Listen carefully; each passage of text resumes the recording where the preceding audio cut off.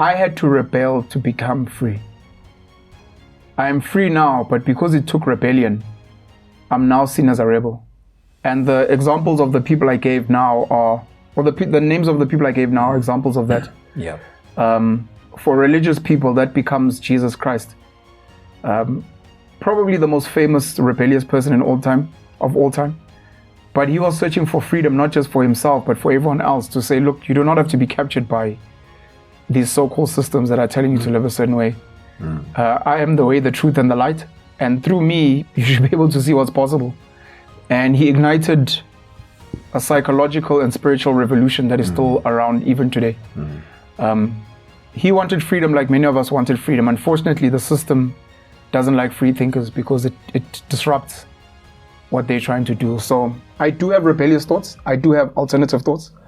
But it's mostly in the pursuit of a freedom that is meant to be healthy. I don't know if I'm making sense. You're not. Maybe to me, but to the audience out there, it sounds very philosophical. No. For me, I see, and I'm going to speak about our color, black people. Yeah. The reason why I'm saying there's a lot of unlearning and relearning that we need to do as black people. For number one, I'll talk about entrepreneurship. That's a topic that scares most black people. That's a risk that most black people are not willing to take. Sure. If you tell a black person right now to say, an ordinary black person to say, at your 9 to 5, work to save, to start a business, they will tell you that I will never leave my comfort nest. The salary brings in security for me. But like I always say, there is no growth that will come from that. There is no way that we're going to build millionaires with people that don't want to take risks. There's no way that we're going to build millionaires with people that are still enslaved in the old ways of thinking. Sure. So that's why I mean by we need to relearn certain things as black people. You said we need to unsee certain things. Do you have any examples of that? But I'm against how we treat each other as African people. That's what saddens me. Okay. You have a privilege because you don't look foreign. How does a foreign person, how you put it, look like? I think I have a problem with that. Why do you have a problem with it? Because if you're going to say to me, I'm a black man as much as you are a black man. Sure. And if you're going to say you don't look Mozambican, of which I get a lot, how does a Mozambican supposed to look like? That's a bad example from a South African perspective. Lesotho, Eswatini, Mozambique, Namibia, Botswana, they look South African. You can't distinguish. You can go Tanzania, Angolan, but they look South African. It's normally different. Sorry to disturb you, but how does a South African look like? It looks like the people of this area.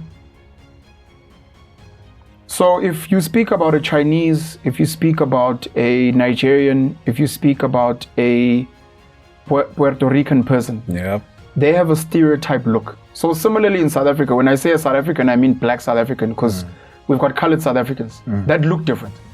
We've got white South Africans that look different. So when you see a white person, it's difficult to say, oh, that's a South African, because you can't see. But from a black perspective, at least in the SADC region, you can see we're related. There is a generic aesthetic that holds. Individually, of course, it changes. But this is what I'm saying. There are South Africans who are very dark. And because they're dark, there are people that assume they're not from here. I'm only saying this because you raised the concept of it's sad how we treat each other, which is true. And the sadness is an other, a different. You don't look like people I know or like. You don't sound like people I know or like. It's why we have all the prejudices, xenophobia, homophobia, racism. You don't look like my people. And in your situation or in your circumstance, it must be interesting because on top of that, ukhuluma nesiZulu. So when you walk and they're like, no, abah, they'll be like, I know, do that. When we write. So you have that type of privilege. It's the same way some of us who speak good English or speak Afrikaans. In certain spaces when we speak, white people get comfortable. So we get treated better than our black brothers and sisters who don't, because they become an other to white people. So I get by. It's like, oh, well, Penuel's lucky because he speaks good English. And then I also get upset. I'm like, but why do you have to treat other people differently? So I just wanted to ask your experience in terms of looking and sounding different to other people from Mozambique. I'm going to speak now specifically to people from, let's say, SADC. They don't feel, and I agree with them, that they should be forced to learn native South African languages just to get by. Because they can ask, but when Germans get here, you don't give them the same treatment. When French-speaking people come here, you don't give them the same treatment. Why me? Why must I be forced to get by? Otherwise, my life is in danger. Otherwise, you want to chase me out. But here in Joburg, you guys have French schools. You have German schools. You have Japanese schools. And those people get to live comfortably. The Jewish community, their kids speak English and Hebrew. They don't need to speak any other language. But because I'm from Zim, I must now learn isiZulu. Otherwise, there's something wrong with me. And that becomes a problem. So that brings me to this question to say, would you say that the problem is with us as black people? Because as you mentioned right now, a German comes here and they don't have to go through. They don't. But us as black people, so would you say that we are the problem as a black nation? I think the number one illusion of freedom is that freedom is easy. Freedom is the most difficult option to choose. They normally put a meme of a lion in a cage at a zoo and then a lion in the wild, and they're like, which one would you choose to be? And people are like, I'd rather be a lion in the wild. They're lying. Yeah. The lion in the wild, if they didn't hunt today, if there's no prey, if there's no river, they die of hunger, starvation, dehydration. In the zoo, yes, you're limited your movements and stuff, but you know you're going to eat. You're fed. You know you're safe. If someone breaks into the zoo, there's going to be people coming to protect you. We must preserve our lion. You get transported like VIP from one zoo to another. When you're sick, they bring a vet and they inject you, you know. People are lying. People want medical aid. People want private hospitals. People want private security. People want gated communities. People want Woolies food. People want their kids to live some type of comfortable life. They want the type of vaccines that are going to make sure that they're not sick. They want the type of government and the type of security that will keep them safe and secure. They want to be free. Freedom is for a human being similar to living like a chimpanzee in the wild. No clothes. No nice school. No nice gun. No president or army to protect you. If there's no water, there's no water. There's no piped water for chimps. Chimps can't say, hey, let's go there. There's a water tank that the chimpanzee king built. There's no water tanks. There's no car. A chimp relies on their arms and their legs. If their arms and their legs are sore and tired, they fucked. They don't have some nice train or some nice car that's going to drive them. They don't have grants. They don't have free healthcare. If you're sick as a chimp in the wild, you get infected, you die in real time. So true freedom is the hardest option to take. This is very controversial, by the way, but it's legal. I am turning 40 next year. Okay. I can, at the age of 40, choose to sleep with a 16-year-old girl. Legally. The law allows that. Now, if we start a conversation around that, it upsets a lot of people. And I'll tell people, but it's the law. I'm being legal. Someone else, I go and I marry an 18-year-old girl. She can now sign a contract, and it's like, you're taking advantage of a young girl. I'm like, she's of legal age. You realize that our concept of right and wrong is not based on biology. True. It's not based on nature. It's not based on maturity or true consent. It's based on whoever decides to write the papers. And in other countries, you can marry as young as 12. It's legal there. We speak high and mighty of the South African Constitution, but the same Constitution has got certain laws which oppress and suppress and exploit certain people. Did we just get too comfortable making excuses for our own laziness? I think human beings around the world are all very average and mediocre. And the reason certain countries thrive over others, and the reason certain communities thrive over others, is the quality of their leadership. And I think black people are where they are now because the quality of their leadership is poor. Yeah. Now, I say this because I don't want to blame the individual black man, because the individual black man is similar to the individual Chinese man, the individual American, the individual Spaniard, Portuguese man, etc. The difference is the quality of their leadership. And where the black man finds himself today is with poor leadership, which is why he is now swimming in laziness and entitlement, because he's got the type of leadership that is selling that concept to him. He doesn't have a sense of ownership of himself, of his family, and of his destiny. If you want to see that the South African government is trying, compare it with other African governments. 100%. Then you will see. Take an ordinary South African man who's complaining about the stuff that he's already receiving this side, Sure. and throw him in Mozambique, throw him in Zimbabwe. You'll see flames. He's going to come back in a split second. Sure. Do you understand? But that's what I'm trying to say. Sometimes I feel like we are making excuses for our own laziness. You know, we do have opportunities, but we complain without even reaching out to them. True. Because we want those opportunities to come and knock on our doors. And that's not going to happen if we don't put ourselves out there. 100%. So for me, I'm not taking away the history. I'm not taking away the painful events that happened. But I'm also about people taking accountability for their own lives as well. I just want to defend why South Africans get freebies. I hate them, by the way. I think we should scrap grants, RDPs, etc., because I think they cause more psychological harm than what they do. But the reason we have them, for people that don't understand, and this is important for the African continent as a whole, colonial settlers came to South Africa in particular, and they built a lot of wealth, exploiting black labor and exploiting resources that were owned on the land that black people settled on. And this is a form of reparations. Black South Africans may not even see it that way, but it's to say, if the mines and the mining bosses made so much money and black people didn't benefit, please can you pay us back? And the pay you back is you now have free houses, you now have grants, which it's obviously a retrospective and giving it to people prospectively, but it's meant to be a form of reparations. And it becomes sad to me that countries like the DRC, Nigeria, Angola, I'm just thinking of some of the resource-rich nations. Yeah. It's sad that even with the history that they have and the fact that they have black governments today, they don't have those programs, considering how wealthy those countries are. And I'm not saying they must implement it. I don't believe in that stuff. I actually believe that those things must be earned. I think the people that are actually working and hustling today, for example, yourself, if you're showing an intent to work, government should then give you a free house.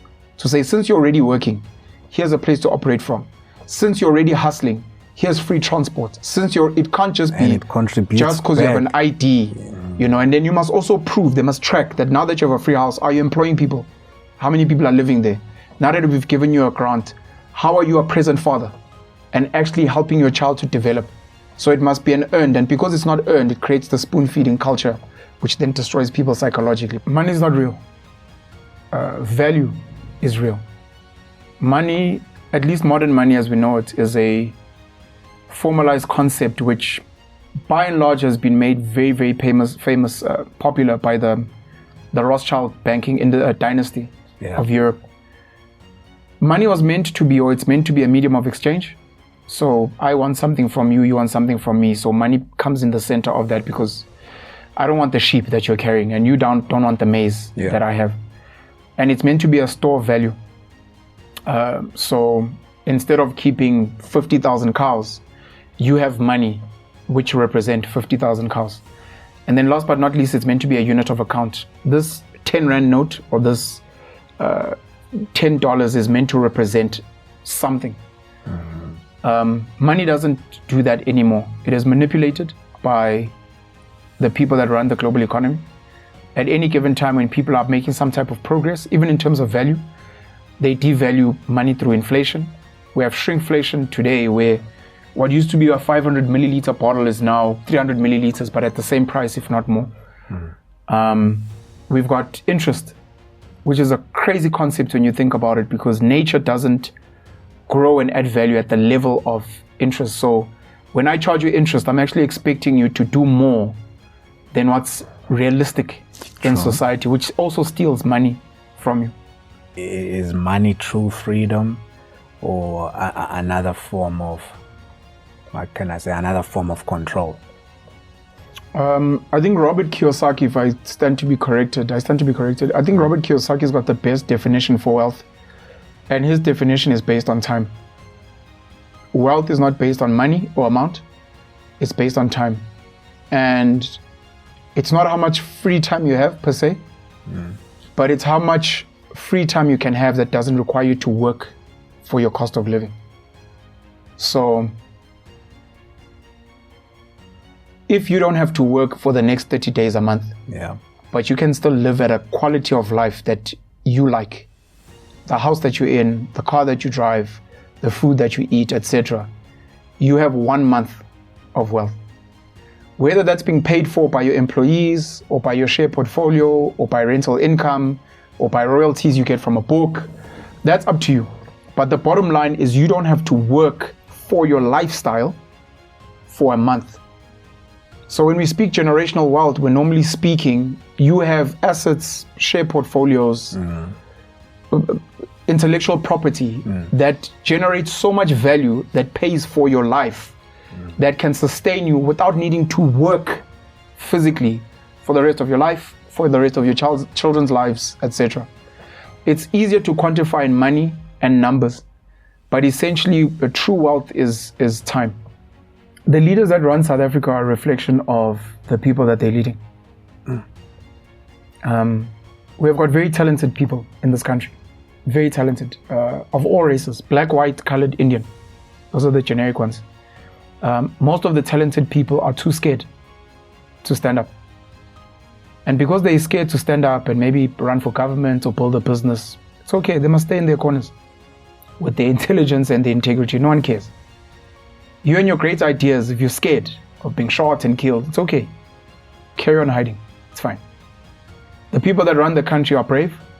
A lot of them sadly are stupid. They don't have vision and they're greedy. But they represent the average, at least today, South African who is a criminal and who is stupid in the spaces they're in. These are people that bribe traffic cops, speeding. These are people that when they are school teachers are stealing stationery, taking it to their children.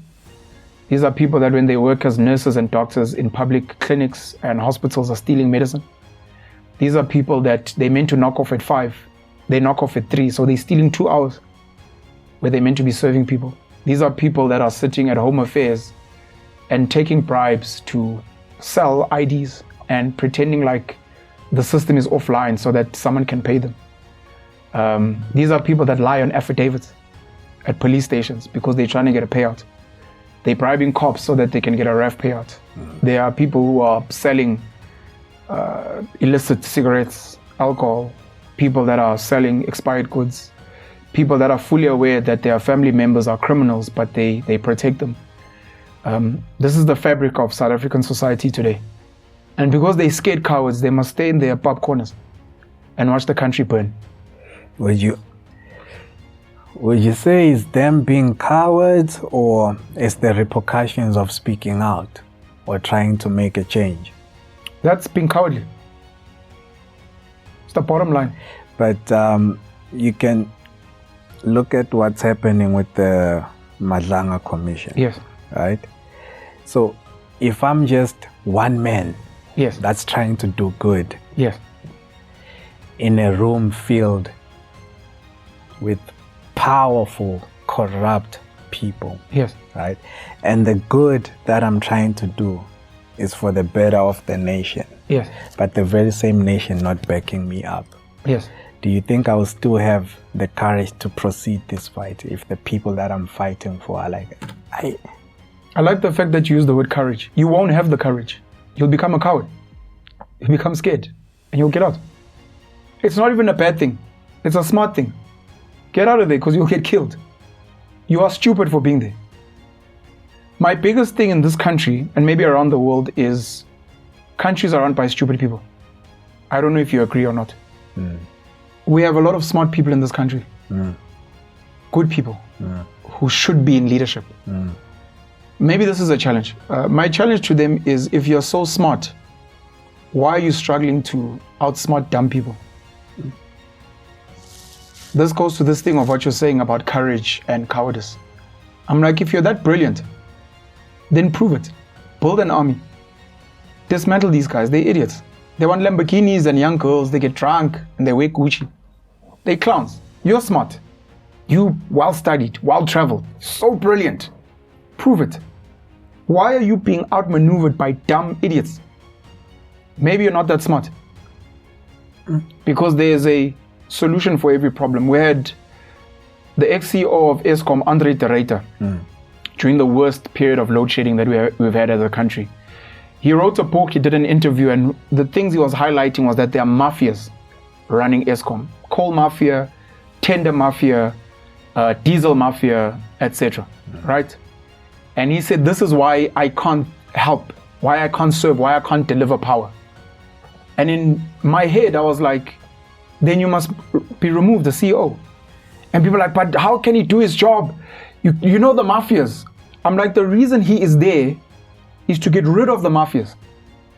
If he's not smart enough, strong enough, violent enough to get rid of the mafias, then he's not the right person to be there. It's really as simple as that. You call me to come and sort out crime in your area, and I'm like, hey, but there's lots of criminals here, Fitch. Yeah. What do you expect me to do? Oh, you can't sort it out? Leave. Let's get the guy who's gonna get it done, who can do the things. You must be able to enact violence at the same, probably at a more extreme level than bad people, to actually be a good person. And we see this every day in superhero movies. Superheroes are superheroes not because they go and they sit down and they negotiate with the bad guys. Guys, look, but you're destroying the country, and Spider-Man is there. No, but, and Captain America's there, and you know, the Black Panther's like, come on, you are destroying. These guys have a set of skills which include extreme violence. And they are more violent, Iron Man, than the bad guys. Batman outroots corruption in Gotham City because he's more violent than, the criminals are scared of him. Now, when we speak about Mkwanazi in KZN and Nkabi being gunned down, you're like, hey, Pelatina, we're scared of Nkabis. True. And Nkabis are scared of Mkwanazi. Hey, Baba. Yeah. So, good, strong, visionary people must be able to prove that they are smarter than dumb people. And then additionally, they must prove that they are more violent. Pray 365 days and even fast on top of that. Yes. In that room. But if you don't go out there, nothing will change. Sure. Uthandazile ufastile njalo. Because what that prayer did, you just fought your spiritual battle, but not this worldly battle that you are in now. And unfortunately, God blesses your hands. Now, if you don't go out there and put yourself in positions where opportunities can find you, how do you expect something to change? So, and I feel like that's the problem that we have, especially in the townships. Sure. You get people praying, committing, you know, devoting themselves, putting their sacrificing everything. Yeah. But they don't want to work. Sure. So that's what brings this question to say, do you think like it's holding them back, or what's the line? People need to wake up and take responsibility of their own life. Yes, you've prayed. You are now a warrior in spirit. Yes. Now you need to walk. Oh, prayer warrior. You know? We are a majority Christian country as far as I know. Yeah. And any specifically black person and any poor person who claims to be Christian must consult their Bible, because their Bible speaks about action. You can't just be praying. There's no God, the big boys, like I said, the major religions. There's no God who's comfortable to say, just pray your problems away. All of them prescribe action.